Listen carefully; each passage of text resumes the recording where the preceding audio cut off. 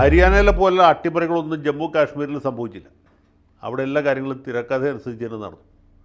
അഭിപ്രായ സർവേക്കാരും പിന്നീട് എക്സിറ്റ് പോളും പ്രവചിച്ച പോലെ തന്നെ കോൺഗ്രസ് നാഷണൽ കോൺഫറൻസ് സഖ്യം ഭൂരിപക്ഷം നേടി അധികാരത്തിലേറുകയാണ്.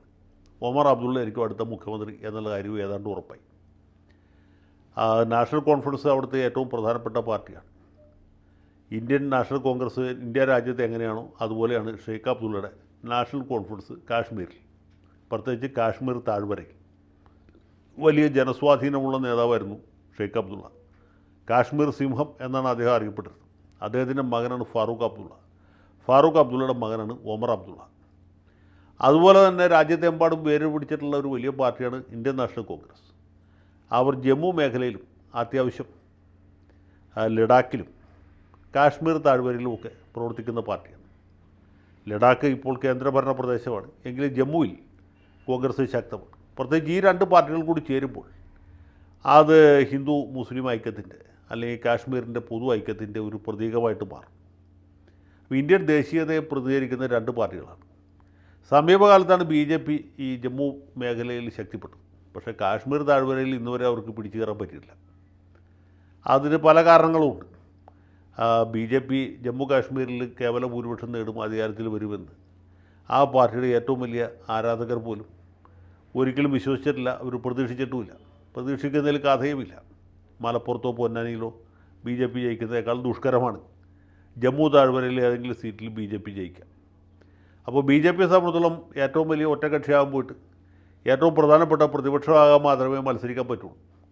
പിന്നെ നാഷണൽ കോൺഫറൻസും കോൺഗ്രസും PDPയും പ്രത്യേകം മത്സരിക്കുകയും ആർക്കും ഭൂരിപക്ഷം ഇല്ലാത്തൊരവസ്ഥ വരികയും ചെയ്യുകയാണെങ്കിൽ ഏറ്റവും കൂടുതൽ സീറ്റ് കിട്ടുന്ന പാർട്ടിയുമായിട്ട് ചേർന്ന് ഒരു കൂട്ടുകക്ഷി സർക്കാർ ഉണ്ടാക്കാൻ അവർക്ക് സാധിക്കുമായിരുന്നു. മുമ്പ് അങ്ങനെ സംഭവിച്ചിട്ടുണ്ട്. അങ്ങനെ ഒരു സാഹചര്യം ഇല്ലാത്തതുകൊണ്ട് ഏതായാലും BJPക്ക് പ്രതിപക്ഷത്തിരിക്കാൻ മാർഗമുള്ളൂ. മാത്രമല്ല, കാശ്മീരിൻ്റെ പ്രത്യേക പദവി റദ്ദാക്കിയ ശേഷം നടക്കുന്ന ആദ്യത്തെ തെരഞ്ഞെടുപ്പാണ്. തീവ്രവാദികളുടെ വലിയ ഭീഷണി ഉണ്ടായിരുന്നു.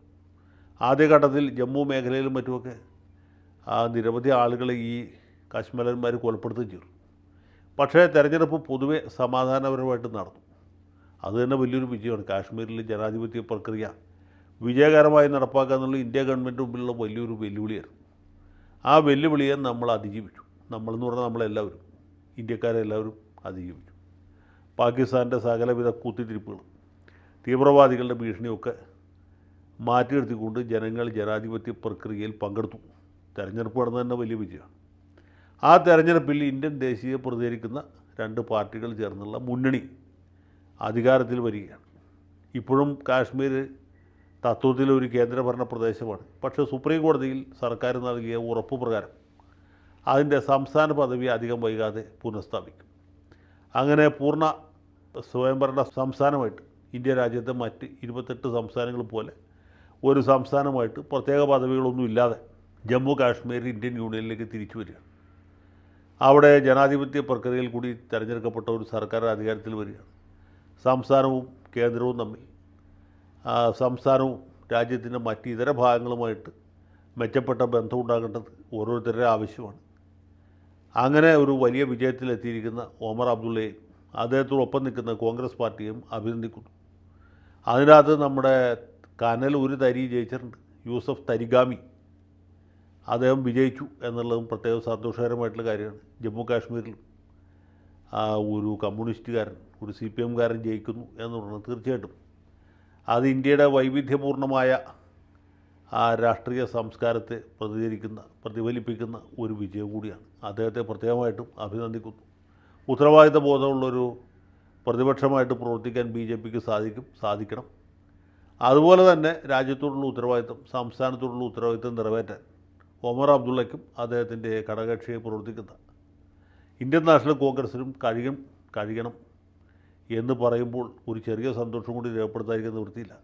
വിഘടനവാദികളെ പ്രതികരിക്കുന്ന പീപ്പിൾസ് ഡെമോക്രാറ്റിക് പാർട്ടി എന്നൊരു പാർട്ടിയുണ്ട്. നമ്മുടെ മുഫ്തി മുഹമ്മദ് സയ്യിദിൻ്റെ പാർട്ടിയാണ്.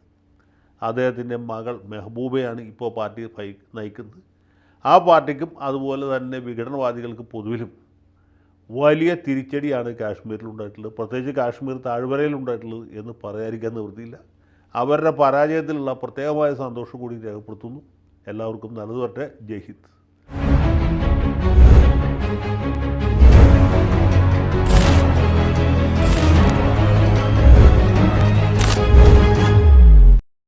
കൂടുതൽ വാർത്തകളും വിശേഷങ്ങളും നിങ്ങളിലേക്ക് എത്താൻ ABC മലയാളം സബ്സ്ക്രൈബ് ചെയ്യുക, ബെൽ ബട്ടണും അമർത്തുക.